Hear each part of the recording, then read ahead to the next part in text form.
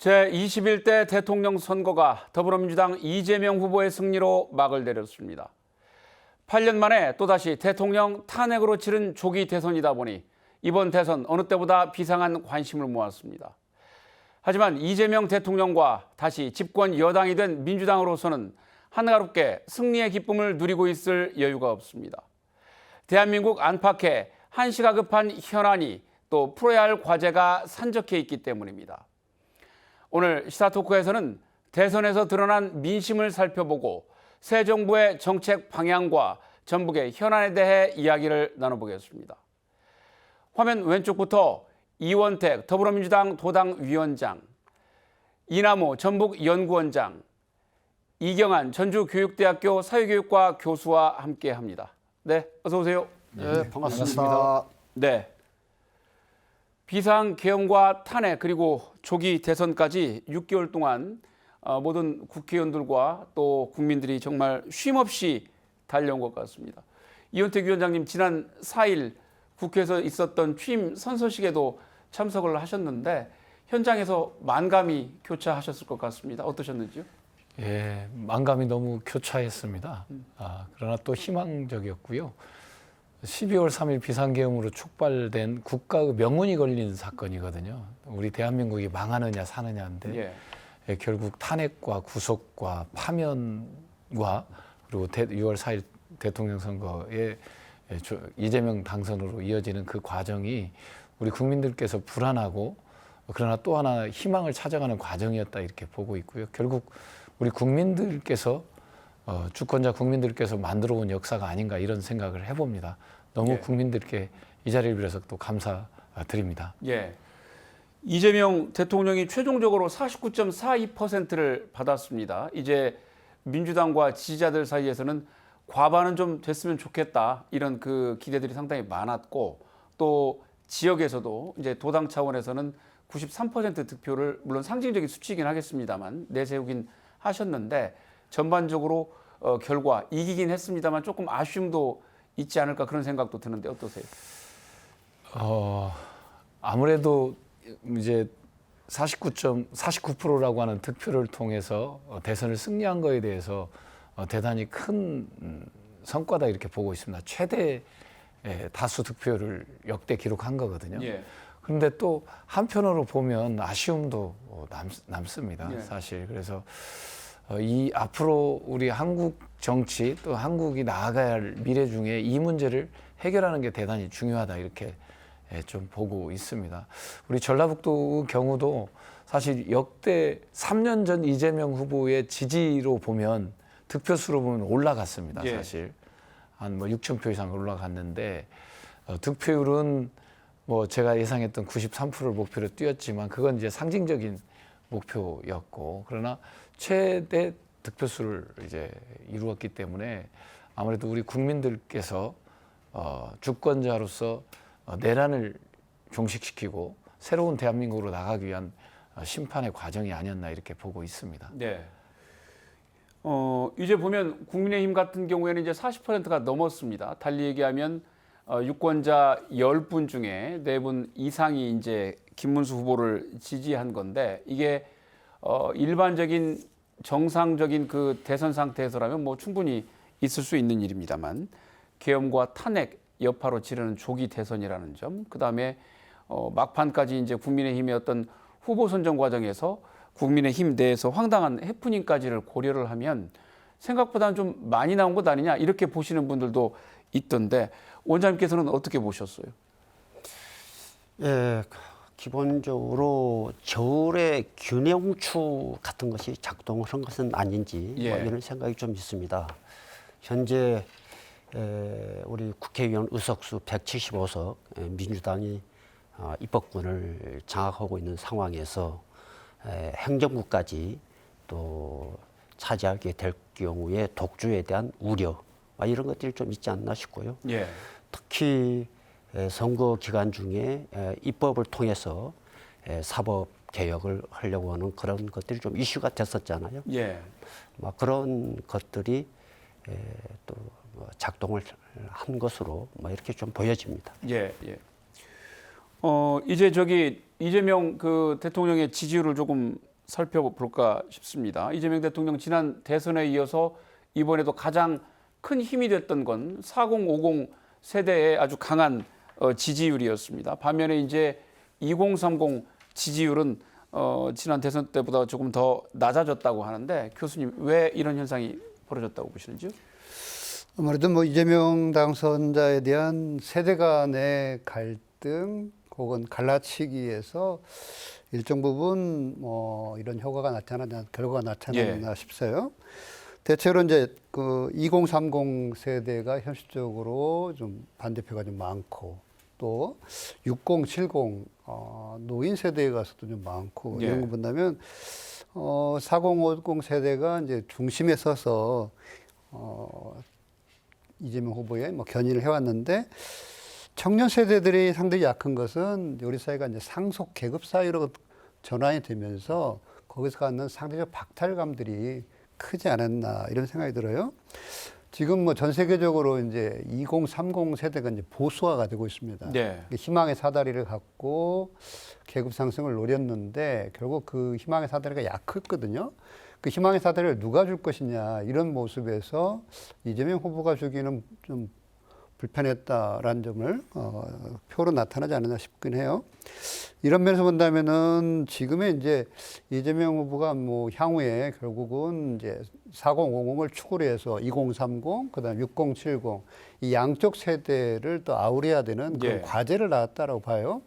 아마도 이제 통합 정치를 한다면 그 세대 간의 갈라진 이 모습들을 어떻게 다시 다리를 놓을 것인지 이 좌우에서 뭐 이재명 후보 대통령이 이제 큰 짐을 얻었다라고 생각되는데 결국 지금 얘기하는 소위 이제 젠지 세대, Z 세대 이 세대들에 대해서 좀 더 일자리 그리고 그들의 취업 기회 이 모습들을 좀 더 적극적으로 개발할 필요가 있겠다. 이 점에서 아마 상당 부분 이재명 대통령 그리고 민주당이 과제를 갖고 출발하지 않나 이렇게 생각합니다. 네, 네. 지역별 선거 구도도 과거와는 조금 달라진 점이 있는 것 같습니다. 이제 특히 영남권 지지율이 좀 눈여겨볼 대목이 있는 것 같은데 이제 민주당 대선 후보로서는 처음으로 부산 경남에서 이제 40%대를 기록을 했고 울산에서도 상당히 이제 접전을 펼쳤는데요. 위원장님 어떻게 보셨어요? 예, 아무래도 대구 경북과 다르게 부산, 울산, 경남에 40%까지 저희들이 육박해 왔습니다. 저희가 사실 뭐 가덕도 신공항을 포함해서 민주당에서 일관되게 이제 지원해 왔고요. 이번에도 또 부산을 포함한 부울경의 메가시티라든가 여러 가지를 지원해 온 결과가 있고 그 베이스에는 사실 울산 같은 경우는 조선업이 위기에 처한 상황을 반영한 거다. 조선업과 그쪽 제조업의 위기에 처한 상황을 반영한 거다 이렇게 보고 있고요. 아마 울산 시민들께서 도저히 윤석열과 국민의힘으로는 자기의 미래와 진례가 보이지 않는다는 판단을 저희들은 했다라고 보고 있고 이재명을 통해서 이재명 대통령을 통해서 새로운 미래와 희망을 바라보고 있다 이렇게 저는 보고 있습니다. 그래서 역사적으로 좀 점진적이지만 전진해왔다고 봅니다. 김대중 대통령, 노무현 대통령, 문재인 대통령, 그다음 이재명 대통령까지 오는 과정에서 이게 한꺼번에 가지 않더라고요. 이런 내란 상황 속에서 왜 40%까지 나오지? 라고 하는 생각을 하면 좀 우려와 걱정도 있지만 그러나 역사적으로 보면 전진해왔다 이렇게 보고 있습니다. 그래서 저희가 울산 선거를 통해서 한마디로 우리 민주당이 또 대한민국이 새로운 어떤 전환의 희망을 보지 않았나 이런 생각을 저희들은 하고 있습니다. 예. 이완 교수님, 그 이번 선거에 이제 그 가장 큰 변수이자 화제 인물 중에 하나가 이제 또 그 이준석 후보였는데 이번에 8%대를 그 지지율을 받았습니다. 20% 특히 남성 유권자들한테 굉장히 압도적인 지지를 받았고 본인이 장담했던 대로 완주를 했는데 향후의 정치적 입지 어떻게 전망하세요? 이준석 후보가 이제 여론조사 공포 일주일 전까지만 해도 두 자릿수를 얻을 것 같은 이런 축배를 먼저 터뜨리지 않았나 이런 생각이 들어요. 이제 그러다 보니까 이제 결국은 막판에 이제 성폭력 발언으로 인해서 상당 부분 지지를 뺏긴 이런 모습이 됐어요. 결국 두 자릿수를 얻지 못했기 때문에 이 한 자릿수 득표를 갖고는 저는 상처뿐인 영광이다 이런 생각이 들어요. 이제 이 얘기는 결국 이준석 이준석 의원이 향후 정치 행보에서도 상당히 이제 위축될 것이다라는 저는 예측을 해보고 싶어요. 대략 이제 두 자릿수를 얻었다면은 그 향후에 야권의 대마로서 성장할 가능성, 또 2030이 이제 결국 지나면 40, 50으로 가는 거 아니겠습니까? 향후 다음 5년 후 정도 된다면 40대 중반에서 중견 정치인으로 성장할 수 있는 계기를 잃었다. 이런 면에서 본다면 상당히 스스로 자신의 존재감을 상실시켜버린 이런 대표적인 인물로 됐지 않나 싶어요. 또 한편으로는 이제 그런 설화로 인해서 이준석의 표가 결국 김문수 후보의 표로 이동하면서 결국은 김문수 후보가 40%를 넘는 이런 견인 역할을 해왔다라고 보고 싶어요. 이제 그런다 보면 상당 부분 이준석 의원은 향후 정치에서 상당한 공경을 빠지지 않겠나. 그래서 일단 자기 지역구에서도 일단 우위를 차지하기 어려울 정도로 향후 정치 입지는 좁아지지 않겠나 저는 예측해 봅니다. 예. 이재명 대통령 그 취임 당일이었죠. 그 지난 4일에 1호 행정명령을 내렸는데 비상경제점검 TF를 구성하라는 지시였습니다. 이제 국가적으로 워낙 어려운 일이 많습니다만 이 대통령도 민생경제 회복을 좀 누차 강조를 해오고 있는데 세 분께서는 새 정부에 여러 가지 시급한 현안들이 많습니다만 그 중에서도 어떤 점들이 가장 급하게 정부가 힘을 쏟아야 된다고 보시는지 한 세 가지 정도씩만 좀 꼽아 주십시오. 예, 위원장님. 아무래도 방금 1호 지시사항처럼 이제 망가진 한국 경제를 살려내는 겁니다. 예. 세계 속에 어떤 경쟁력 있는 대한민국으로 경제를 회복하고 민생을 살리는 것이 첫 번째 과제일 것 같고요. 두 번째가 아무래도 내란 사태로 인한 망가진 어떤 국가 시스템, 예. 국가 정상화 이런 것이 대단히 필요하다고 보고 있습니다. 그래서 내란을 종식하고 민주주의 제도를 좀 확고하게 정립하는 게 또 필요하다 보고 있고요. 저는 또 지역과 지방에 있는 입장에서 놓고 보면 국가 균형 발전 전략이 배려 차원이 아니라 국가 생존 차원이라고 이재명 대통령께서 말씀을 하셨기 때문에 예. 저는 이 국가 균형 발전 전략을 국가 생존 차원 또 국가의 장기적 전략 차원에서 강하게 추진하는 것이 우리 대한민국이 어떤 균형 잡힌 발전을 통한 지속 가능한 세계 속에서 지속 가능하게 성장하지 않을까 이렇게 지금 말씀드립니다. 예, 예. 예, 원장님. 네, 이번 대선 우리 더불어민주당 우리 정책 공약집에서 보면은 3대 비전으로 예. 회복, 성장, 행복 이 세 가지를 제시했는데요. 그 지속 가능한 성장을 위해서 저는 국가 균형 발전 문제, 또 기후 위기 대응 문제 반드시 풀어야 될 과제다 이렇게 생각하고요. 또 행복한 삶의 추구를 위해서 저출산, 고령화 문제도 국가가 관심 가져야 될 부분이다 이렇게 생각합니다. 우리 국가 균형 발전과 관련해서 우리 의원님께서도 말씀 주셨습니다만은 정말 만국병이라고 하는 서울공화국 해체 대단히 중요한 문제다 이렇게 생각합니다. 지금 전 국토 면적의 수도권이 차지하는 면적이 12%에 불과합니다. 그런데 여기에 인구의 51%가 살고 있고 우리 100대 대기업의 본사 75%가 수도권에 있는 상황입니다. 이런 상황 해결하지 않고서는 지방 균형 발전, 국가 균형 발전 이루기 어렵다 이렇게 생각하고요. 그 구체적 대안으로 지금 서울대 10개 만들기 문제랄지 예. 또 대부분 비수도권이 농업, 농촌이 주를 이루고 있습니다. 그 농업을 미래형 농산업으로 전환시키는 문제, 이런 것들 좀 관심 가져야 된다 생각하고요. 기후위기 대응도 대단히 중요하죠.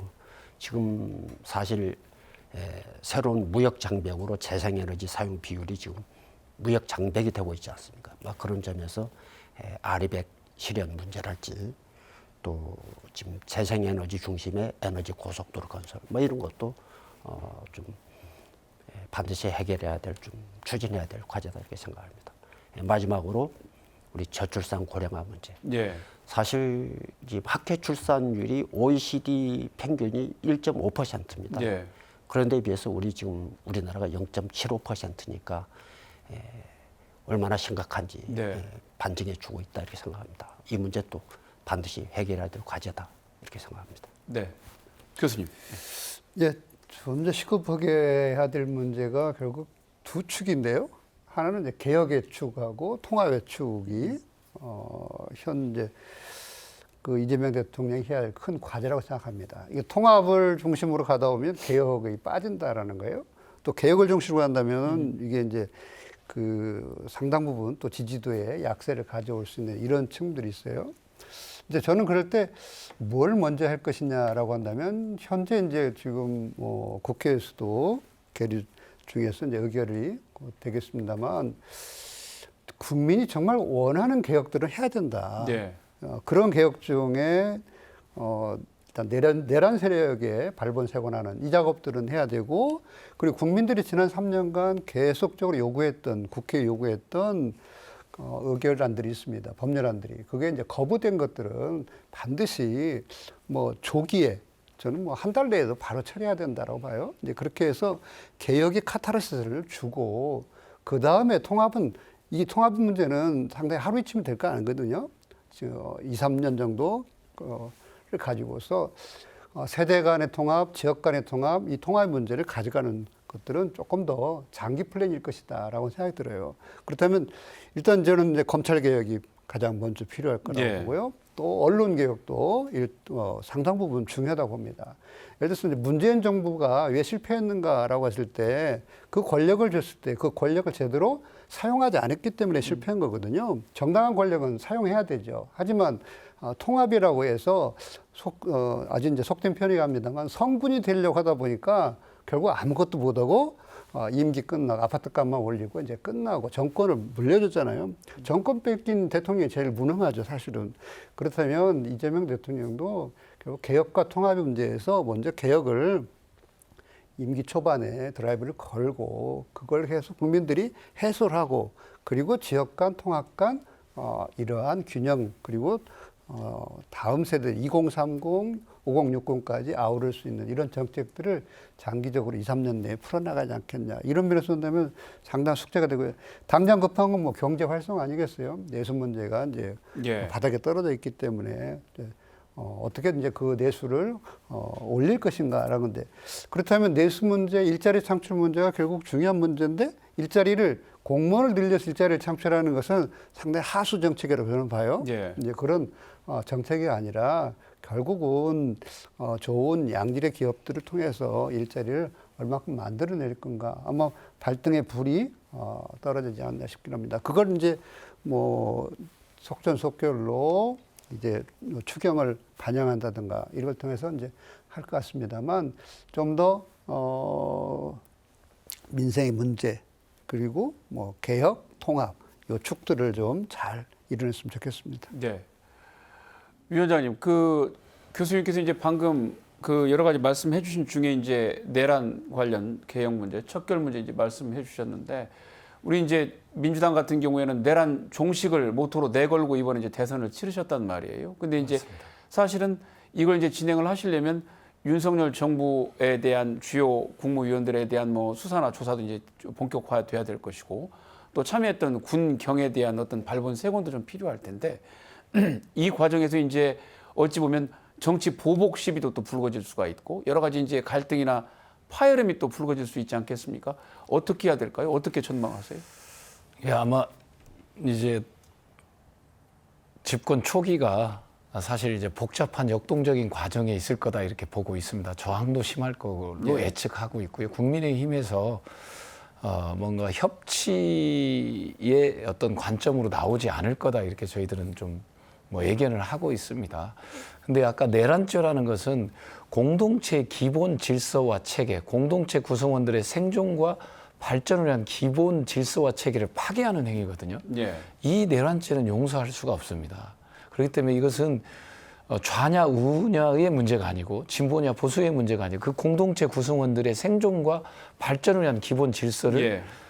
파괴하려고 하는 행위이기 때문에 이것은 뭐 분명하게 내란 특검을 통해서 진행돼야 된다. 두 번째는 이미 범죄 사실이 드러난 사안들에 대해서는 최수근 상병 사건이라든가 뭐 주가 조작이라든가 명태균 예. 사건이라든가 이런 이미 범죄 혐의가 드러난 것 자체를 덮을 수는 없다라고 봅니다. 라는 그건 뭐 분명히 특검을 통해서 규명돼야 된다고 보고 있고요. 다만 우리가 이재명 대통령을 탈탈 털듯이 조국 전 장관을 탈탈 털듯이 그런 식으로 하는 건 정치 보복이죠. 네. 그러나 이미 드러난 것은 해가야 된다는 말씀을 드리는 거고 다만 국민의힘이 그런 성찰을 통해서 반성과 성찰을 통해서 협력할 건 협력해 줘야 되는데 그렇지 않을 것을 우리가 보이기 때문에 예. 아무래도 정치 보복 논쟁을 일으킬 겁니다. 예. 그러나 저희가 국민의힘 이전에 존재하는 게 국민이기 때문에 국민들께서 내란이랄까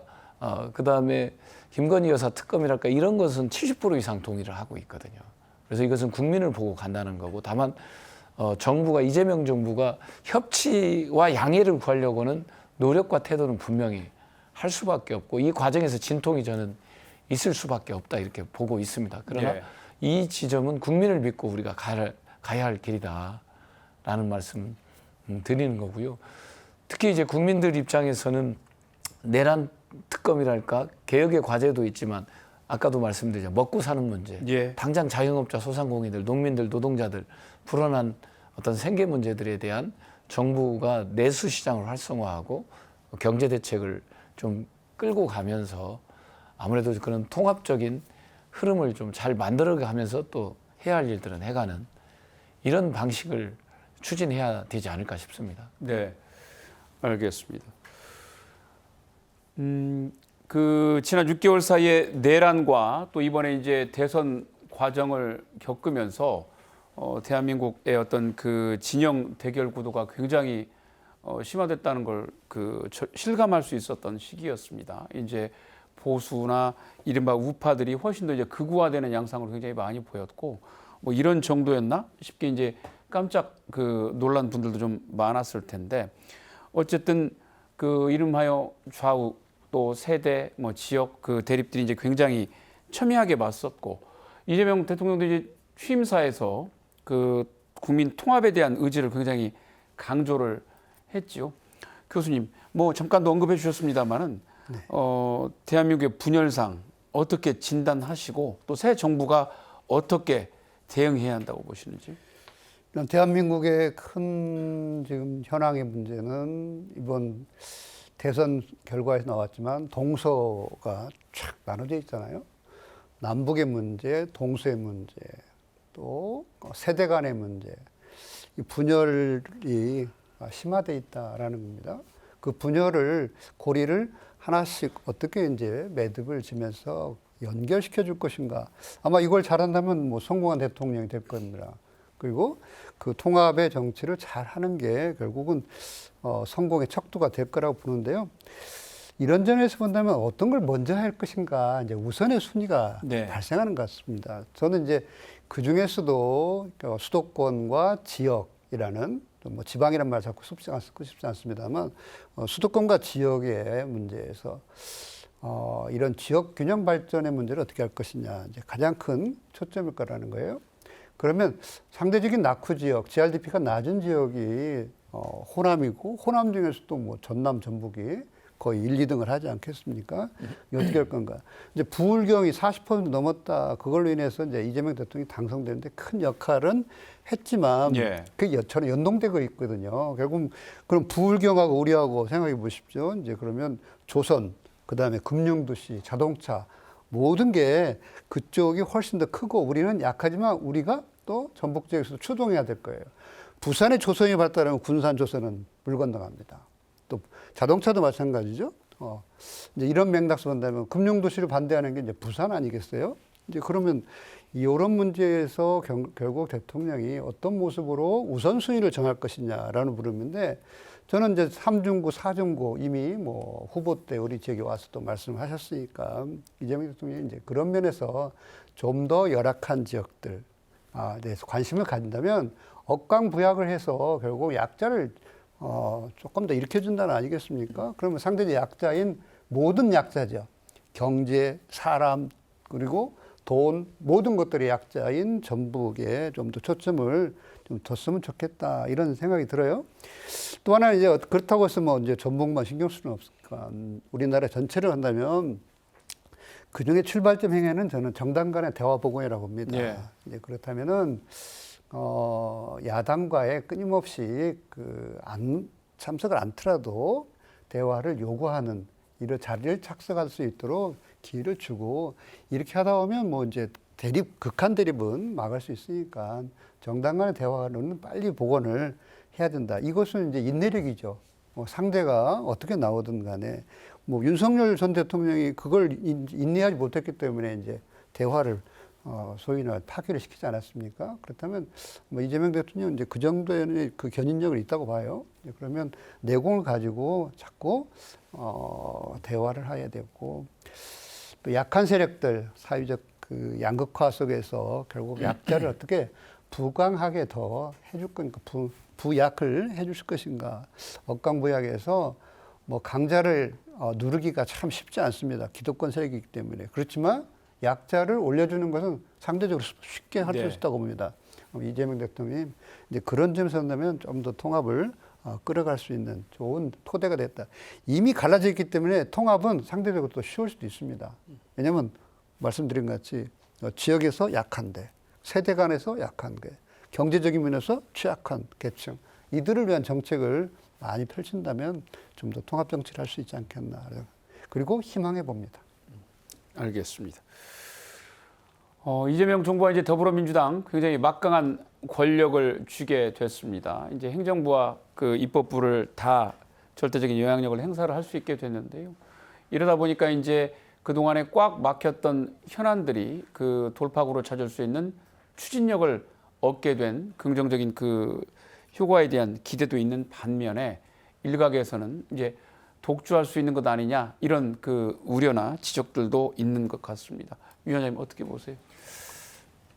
아무래도 그런 이제 뭐 사법, 입법, 행정 권력을 다 장악하는 거 아니냐라는 하는 우려를 해주시는 것 같습니다. 근데 그걸 또 불안감을 조성하는 측면도 저는 있다고 보고 있습니다. 역대로 보면 여소야대인 시점이 김대중 대통령 2년, 또 노무현 대통령 2년, 또 문재인 대통령 3년입니다. 그다음 윤석열 정부 3년이거든요. 그러니까 우리 헌정사 45년을 기준으로 한다면 한 80년 넘는 동안 사실 여소야대인 시간은 10년 정도뿐이 안 됩니다. 그리고 그걸 다 극복해왔다는 말씀 드리겠고, 공교롭게 또 진보 정부가 들어섰을 때 진보 정부 초기에 여소야대가 많았습니다. 그걸 뚫고 가면서 경제 성장을 일으키고 나라를 발전시키는데 어려움과 역경이 있어 왔다는 말씀 드리겠고요. 김대중, 노무현, 문재인 대통령 여소야대 상황에서 뚫고 왔는데 그럼으로 인해서 어떤 국민이 바라는 개혁, 또 국민이 바라는 경제 체질의 변화, 이런 것에 성과를 내는 데는 한계를 노정했다 이렇게 보고 있습니다. 그래서 이번 여대 야소는 아무래도 국정 안정을 도모하고 또 사회 대개혁이라고 하는 어떤 근본적 목적을 달성하기 위해서 꼭 필요하다는 말씀을 드립니다. 그래서 역대 우리나라 역사의 과정에서 대부분이 다 여대 야소였다는 말씀을 드리면서 국민들께서 그 불안해 하실 것이 없다는 말씀 드리겠고, 핵심은 대통령의 리더십에 달려있다 저는 보고 있습니다. 역대 대통령들이 국회를 존중하고 국민과 함께 어떤 국정을 논의하고 발전시켜 가려고 하는 리더십의 본질이지 그 국회의 의석수가 본질은 아니다라고 보여집니다. 그러니까 윤석열 대통령이 리더십이 사실 국회를 존중하고 함께 협치하려고 했으면 이렇게까지 안 왔을 겁니다. 그러나 국회를 철저히 무시하고 국민을 적대시하면서 그 길을 걸어왔기 때문에 여기까지 오게 된 거다 이렇게 보고 있는데, 이재명 대통령의 리더십은 아마 입법부 또 사법부를 존중해가면서 국가를 운영할 거라는 말씀을 좀 드립니다. 그리고 지금 단계에서 위기를 극복해가고 아까 기후 위기, 인구 위기, 또 지방 소멸 위기, 또 세계의 어떤 경쟁 관계 속에서의 복합 위기를 돌파하기 위해서는 국정 안정이라는 게 그런 측면에서 놓고 볼 때 대단히 유효한 상황이다 이렇게 저는 말씀드립니다. 예. 아까 그 여소야대 기간을 일일이 꼽아주신 걸 보니까 생각보다 그 대부분이 여대 야소 기간이었다는 게 확실히 저 실감이 나는군요. 지역에서 새 정부에 거는 기대 뭐 몇 차례 언급이 됐습니다만 뭐니 해도 지역 균형 발전 이슈가 아닐까 싶습니다. 이남우 원장님, 우리가 이제 상대적으로 전북을 비롯한 호남 지역이 이제 다른 지역보다 지역 발전세가 굉장히 그 더디고 뒤져 있는데 뭐 이재명 대통령도 후보 시절에 이제 여러 차례 그 뭐 지역 발전에 대한 의지를 밝히기도 했습니다. 획기적인 지원 기대해도 될까요? 또 우리도 이제 그걸 잘 효과를 살리려면 또 준비를 잘 해야 될 텐데 또 어떤 점들을 준비를 해야 될까요? 우선 제도적으로 저는 사실 그 예비 타당성 조사 제도에 대한 좀 근본적인 손질이 필요하다. 또 그 시점이 되었다 이렇게 생각을 합니다. 사실 이게 이제 1999년에 처음 도입이 됐습니다. 그래서 지난 2020년까지 21년간 한 그 예비 타당성 조사를 통과한 사업을 좀 분석을 해보면 우리 수도권이 618건에 한 280조 3천억 정도 됩니다. 영남권이 175건에 지금 65조 5천억. 비해서 우리 호남권이 104건에 36조 2,500억. 뭐 호남권 내에서도 저는 전북은 또 특별히 더 왜소할 것이다 이렇게 좀 생각하는데요. 사실 이게 그 뭐 아시는 것처럼 예비 타당성 조사 제도라는 것이 흔히 빚이라고 하는 것을 보는 거잖아요. 투자 대비 편익이 얼마만큼 발생할 것인지 온전히 경제성의 논리만이 작동되어지는 제도가 예비 타당성 조사 제도입니다. 그러다 보니까 인구가 적고 상대적으로 개발이 더딘 지역은 갈수록 더 왜소해지는 부익부 빈익빈의 생태계가 지금 만들어지는 제도가 예비 타당성 조사 제도다. 그런데 최근에는 이제 산업 발전이란 가치보다는 국가의 균형 발전 또 지방 소멸 위기 극복 뭐 이런 가치라고 한다면 거기에 맞게 이 제도가 좀 바뀌어야 된다 이렇게 생각하고요. 막 그런 것을 통해서 우리 지금 올림픽 관련 지원이랄지 또 산적해 있는 지금 광역 SOC 문제 또 새만금의 각종 지금 인프라 문제 뭐 이런 것들에 대해서 예비 타당성 조사가 저는 면제되어져야 한다 이렇게 생각합니다. 말씀 듣고 보니까 과거에 그 노무현 정부 시절에도 우리가 그 호남 고속철도 시행을 할 때 그 B 씨가 이제 일이 나오지 않아서 경제성이 없다라고 이제 해당 부처에서 판단을 했습니다만 노무현 대통령이 이 호남 고속철도는 꼭 경제성만 가지고 따질 일은 아니다. 균형 발전을 좀 적극 고려를 해라라고 해서 바로 입장이 바뀌어서 정부에서 그 사업이 추진될 수 있었던 그 계기가 제가 기억이 나는데 말씀하신 대로 최근에는 이제 그 예비 타당성에도 뭐 균형 발전 지수나 이런 점수가 과거보다는 조금 상향이 됐다고는 하지만 원천적으로 우리가 인구가 적다 보니까 뭔 좀 대형 사업을 해보려고 하면 번번이 이제 그 단계에서 그 걸림돌이 되곤 하는데 그런 부분이 확실히 조금 지역 의견들을 모아서 반영을 해나가야 되겠군요. 올림픽 유치 그 문제도 사실 이제 균형 발전 문제와 굉장히 맞닿아 있습니다. 전북자치도에서 이제 내건 컨셉 자체가 여러 지역에 있는 자치단체들과 연대하고 기존 시설을 활용하겠다는 것이 굉장히 좋은 명분으로 잘 작용을 했는데 이 사업 갖는 의미 또 정부가 어떤 의지를 갖고 지원해야 한다고 보시는지 원장님? 우선 뭐 지원 의지 뭐 무엇을 지원해 주셔야 될지 뭐 그것부터 좀 말씀을 좀 드리겠습니다. 사실 이번에 이제 대선 공약에 많이 반영이 되어 있습니다. 관련. 근데 이제 많은 주변 분들이 어차피 유치가 되어지면은 지원해야 될 것을 왜 굳이 공약에 넣느냐 이런 말씀들을 좀 많이들 하세요. 예. 근데 사실은 그렇지 않습니다. 이게 이제 유치가 되어지게 되면은 올림픽 지원에 관한 특별법이 제정되어지게 돼 있고 거기에 따라서 이제 지원이 이루어지는데 예. 경기장 건설, 그다음에 경기장 진입도로에 예. 국고는 그 중에서도 70% 내지 75%만 국고가 지원이 되는 방향으로 돼 있고요. 예. 나머지 여타의 모든 시설들은 민자랄지 공공투자랄지 이런 것을 갖고 해결하도록 이렇게 돼 있습니다.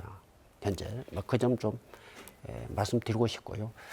그런 점에서 지금 공약에 반영돼 있지만 이것들이 반드시 국정과제에 포함되어져야 예. 한다.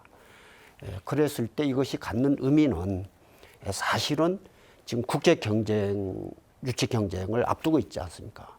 이 시점에서 국정 과제에 이러한 것들이 반영되어진다면 성공적 개최 가능성에 대한 신뢰도를 제고시킨 높일 수 있는 그런 좀 시그널이 됩니다.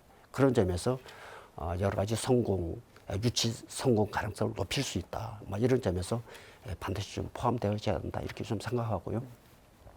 사실 올림픽 유치하게 되면은 어떤 의미를 가졌느냐. 또 뭐 지방 도시 간 연대를 하다 보니까 그럼 전주에 우리 전북에 남는 것은 뭐냐. 또 이런 말씀들도 많이 하세요. 그런데 기본적으로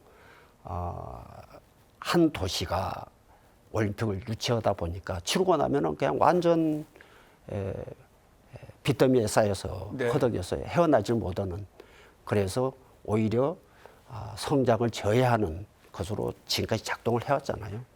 그래서 이제 올림픽 IOC에서도 지방 도시 간의 연대를 허락하는 그런 추세입니다. 그렇게 됐을 때 경제적 부담도 일단 분산이 되어지고 또 한편으로 얻어지는 이익도 또 분산해서 가지게 되는, 결국 지금 우리 국가가 끌고 가려고 하는 국가 균형 발전의 마중물 역할이 네. 가능하다. 저는 이런 의미가 있다 생각하고요. 우리 전북의 입장에서는 첫째 도시 브랜드, 사실 전주라는 도시 브랜드가 굉장히 낮습니다. 뭐 서울과 비교해서 정말 비교할 수 없을 정도로 이제 낮은 상황인데 그런 우리 전주라고 하는, 전북이라고 하는 도시 브랜드의 가치 제고, 이런 것들이 많은 긍정적인 효과를 가져올 것이다 이렇게 생각하고요. 또 하나 좀 말씀드린다면 중부 이남의 교통의 요지, 요충지로서 우리 전주가 재탄생되어지는 계기가 될 것이다. 이런 좀 의미를 담고 싶습니다. 네. 예, 교수님. 아무래도 뭐 이제 그 올림픽이라는 게 이제 유치가 되는 과정 속에서 저는 이제 우리 지역의 수건 사업들을 이 기회에 해야겠다 이런 생각이 들어요. 근데 잼버리에서 실패한 그 경험을 토대로 해서, 물론 뭐 잼버리는 이제 국가에서 뭐 윤석열 정부에서 사실 망친 거지만 책임을 전북에 투사시킨 거 아니겠습니까? 예. 근데 전주 전북 올림픽이 이제 다른 지역들과 연대해서 하면은 저는 이제 전북의 수건 사업이 이제 SOC에서 수도권과의 연계성을 강화하고 그리고 동부 지역과의 연계성을 강화하는 이 작업들이 기본이다. 그럼 철도와 그리고 고속도로가 기본이고 거기에 새만금 공항이 이제 축이 될 거고, 이 작업들은 어느 지역이든지 발전하기 위해서는 기본적으로 이것은 투자의 개념이지 여기에서 어떤 이익을 얻으려고 하는 건 아니다라는 거죠. 그렇다면 전주에서 올림픽을 해서 그런 SOC를 한다면 설령 2027년인가요? 이 시기에 가서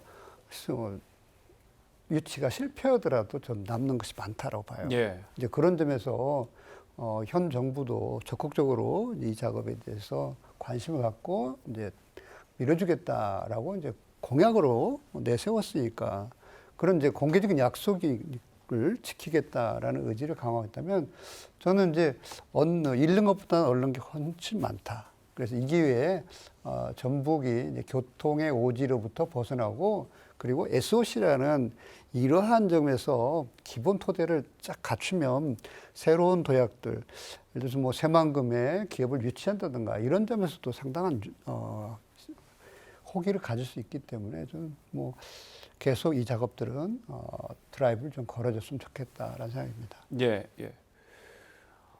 이제 새 정부가 출범을 하면서 그 지역 출신 인사들의 발탁 문제에 많은 관심이 쏠리고 있습니다.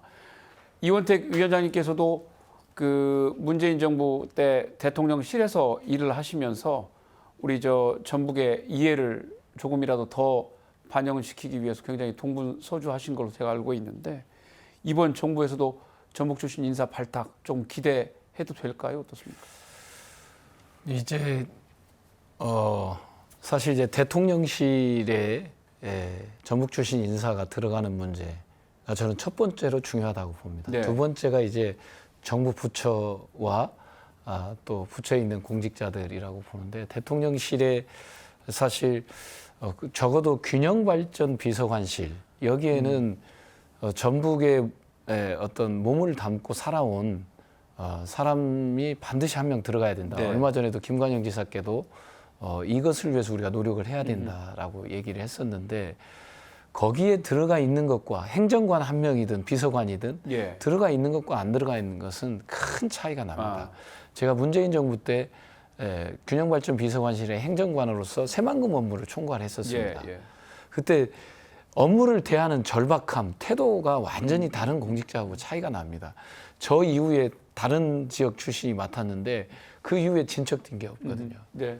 제가 짜놓은 구상 그 범위였는데 그래서 대통령실에 우리 전북 출신들이 전북의 염원과 바람을 갖고 있는 전북 출신이 들어갈 수 있도록 저희들이 노력을 할 예정이고요. 아무래도 저희가 이제 다음 주 초반에 국회의원들이 좀 모입니다. 예. 각자 지금 노력을 하고 있지만 모여서 그걸 좀 체계적으로 좀 진행을 하려고 하고 있다. 추천 작업을 체계적으로 하려고 하고 있고 전라북도하고도 또 협의해서 좀 가겠다 이런 말씀을 드립니다. 그것이 전북 발전의 단초가 될 수 있다는 말씀을 드리겠고 부처의 장관이나 부처의 차관이나 또는 부처에 있는 실국장들, 과장들까지 우리 전북 출신들이 윤석열 정부 3년간 사실 문재인 정부 때 요직에 있었던 사람들이 시간이 가면서 다 한직으로 다 물러났습니다. 예.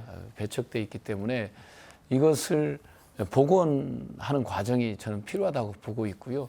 이 부분에 대해서도 저희들이 국회의원들이 좀 모여서 좀 우리 전북 출신 공직자들이 역할을 할 수 있도록 정부에 요청하고 촉구하고 이런 과정을 저희들이 좀 체계적으로 하려고 준비하고 있다는 좀 말씀 드립니다. 우리 전북 국회의원이나 전북 출신들이 이제 장관으로 입각하는 문제에 관심이 있을 수 있는데요. 네. 저희들도 뭐 각자의 노력도 있지만 저희들도 힘을 모아서 또 이재명 대통령과 또 그 비서실 아직 구축이 완전히 안 돼 있는데 아마 총리가 내정돼 있기 때문에 총리가 내정되고 부처 장관들은 좀 더 여유를 갖고 할 겁니다. 왜냐하면 보통 먼저 터지면 검증 절차를 거쳐서 많이 디스당하고 예. 힘든 경우가 뭐 그런 사례들이 있어서 제 짐작컨대는 조금 일단 차관들 인선하고 좀 그러면서 국정을 끌고 가면서 어떤 조금 약간 뒤쪽에서 하지 않을까 싶습니다. 그래서 저희들도 좀 더 목소리를 내서 우리 우리 정동영 의원님을 비롯해서 김인덕 의원님 또 뭐 이춘석 의원님 뭐 거론도 되고 있는데 또 우리 전북 출신 뭐 안기백 의원님 등 뭐 여러 이렇게 거론되고 있는데 힘을 모아서 정부에 입각할 수 있도록 저희들이 노력을 하겠다는 말씀 드립니다. 네.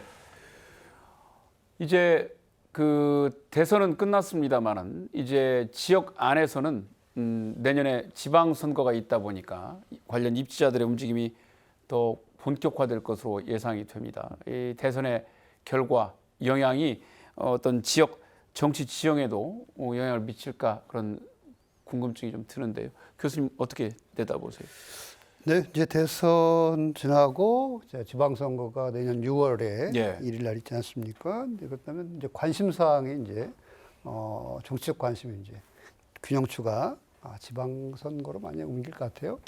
저는 뭐 이재명 대통령이 되고 나서 그 이후에 여기 뭐 이원택 의원님도 계시지만 이제 이춘석 의원 때로는 이제 또 김윤득 의원 이런 이재명 대통령과 아주 뭐 치근거리에서 이제 정치를 하고 계신 분들이 영향력을 좀 발휘할 수 있지 않겠나 이런 생각이 들기도 하고요. 또 하나는 대통령 선거에서 이제 조국혁신당, 진보당 이런 당들이 이제 민주당과 연대를 꾀했잖아요. 이제 그 중에서도 저는 아마도 조국혁신당과의 관계 속에서 상당 부분 역학관계가 있지 않겠나, 일정 지분을 요구하지 않겠나 이런 생각이 들어요.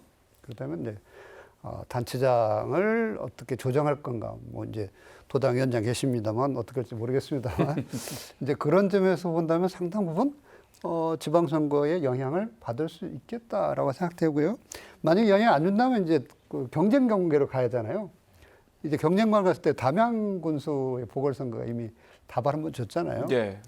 저는 이런 면에서 본다면 이번에 이제 대선에서 얻은 표들이 윤석열 대통령이 국민의힘 때 얻은 14.4%는 낮긴 하지만 이준석과 합치면은 대략 한 17% 가게 됩니다. 이제 그러면 이분이 특히 이제 전주, 익산, 군산에서는 그 표자가 굉장히 높게 나오거든요. 예. 이제 이런 측면에서 본다면 상당 부분 저는 관심도 가고 또 고민도 뭐 도당에서도 해야 하지 않겠나.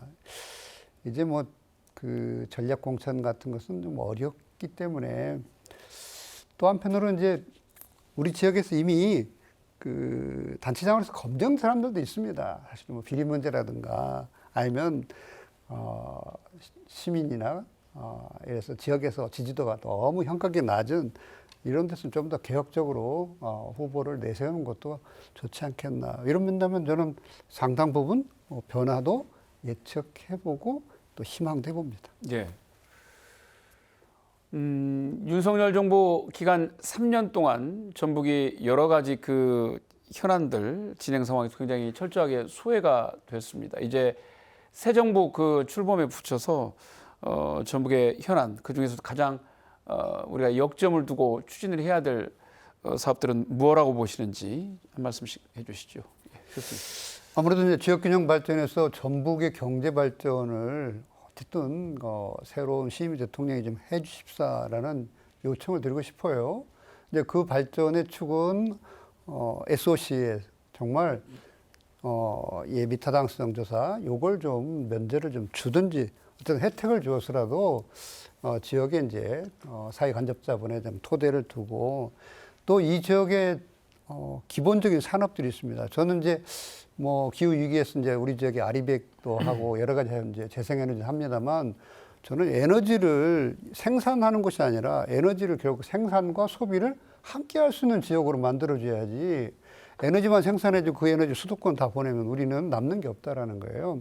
그렇다면 여기에 에너지를 쓸 수 있는 반도체라든가 AI라든가 전기를 많이 소비하는 이런 산업들을 적극적으로 우리 전북 지역에 유치를 해줘야 한다. 그걸 위해서는 어쨌든 뭐 세제 혜택을 특별히 이렇게 준다든지 이미 이제 그것은 아일랜드에 이제 더블린 같은 곳이 세계 유수의 기업들 유치할 때 세금을 망당 안 받아주는 이런 걸 통해서 네. 면제시켜주는 거에서 정책이 나왔기 때문에 우리 지역엔 그런 특단의 조치가 없으면 결국은 뭐 빚이든 애비타당성이든 뭔 현란한 용어를 가져와서 우리 지역은 안 떨어진다라는 거예요. 이제 그런 면에서는 이재명 대통령이 뭐 특단의 조치가 필요하다라는 예. 생각입니다. 네, 원장님. 예. 네, 저는 뭐 새만금 개발 가속화 반드시 해결해야 된다 이렇게 생각합니다. 물론 이제 희망 고문 그만했으면 좋겠다 그런 뭐 의견들 많이 있습니다만은 그럼에도 불구하고 이 새만금이 우리 전북을 넘어서 대한민국의 전 미래에 이미 틀림없다 생각하기 때문에 예. 이번 정부에서는 반드시 좀 해결했으면 좋겠다 이런 생각 가지고 있고요. 위원장님. 예. 예, 아무래도 일단 눈앞에 와 있는 건 그 하계올림픽 유치입니다. 하계 올림픽이 유치된 것과 실패한 건 큰 차이가 발생할 겁니다. 저는 하계 올림픽 유치를 반드시 해내야 된다고 보고 있고요. 그걸 기반으로 해서 새만금 SOC는 이제 완성 단계에 와 있습니다. 2030년 이재명 정부 5년 안에는 공항, 철도, 항만, 도로 이런 게 다 완성이 돼야 됩니다. 기존에는 계속 연속 사업이었는데 이제 마무리 단계에 와 있습니다. 예. 희망 고문이 아니라 우리 눈앞에 와 있는 거다 이렇게 말씀드리겠고요. 그래서 새만금 SOC의 조기 완결, 전북 SOC의 그 구축이라고 하는 것이 대단히 중요하다는 말씀입니다. 드리고요. 그것이 됐을 때 타당성 조사라든가 경제성 조사 때 유리하게 나오는 겁니다. 예. SOC가 없기 때문에 뭐 BC 조사하면 다 떨어질 수밖에 없거든요. 저는 그것이 첫 번째로 하계 올림픽과 새만금 전북 SOC 구축하는 거 대단히 중요하다고 보고 있고요. 두 번째는 우리 새만금 지역이 재생에너지의 보고, 우리 전라북도가 재생에너지 생산의 보고로 재생에너지 생산을 늘리는 계획을 저는 전라북도가 확대 정책을 써야 된다고 보고 있고 예. 그걸 기반으로 한 알리백산단을 구축해 가야 된다. 새만금 지역의 알리백산단, 전라북도 기존의 산단을 알리백으로 전환해 주면 제일 좋은 거 아닙니까? 완주 산단, 전주 산단 다 익산, 군산 산단을 충분히 재생에너지가 생산돼서 알리백 재생에너지 100% 재화를 생산하고 아까 그런 어떤 세계 경제체제에서 관세 장벽이 생기는 거 아닙니까? 재생에너지 불러오게 생겨서 탄소세가 붙게 되는 거기 때문에 저는 그런 알리백 산단으로 전환하기 위한 재생에너지 생산을 구축하고 재생에너지 신산업을 만드는 것이 우리 전라북도에 기회가 온다는 거죠. 알리백 산단이 만들어졌을 때 중견기업들 또는 수출 주도형 국가이기 때문에 수출을 주업으로 하고 있는 기업들이 내려올 수밖에 없는 형국이 될 거다. 저는 그 체제를 우리 전라북도가 선도하고 구축해야 된다. 이것이 전남이나 경남에서 지금 엄청 뒤쫓아오고 있는 거 아닙니까? 전남은 많이 또 우리보다 늦었었는데 좀 많이 쫓아왔습니다. 근데 저희들이 좀 더 발빠르게 구축하고 공급할 수 있는 체계를 구축한다면 전북의 기업 유치의 어떤 획기적 전환점이 올 수 있다. 저는 이렇게 좀 보고 있습니다. 그래서 그런 점에 좀 주안점을 두고 가겠다 이런 말씀 드립니다. 예. 어느덧 준비된 시간이 다 마무리가 되어서요. 마무리 그 질문을 한 분께만 드리겠습니다.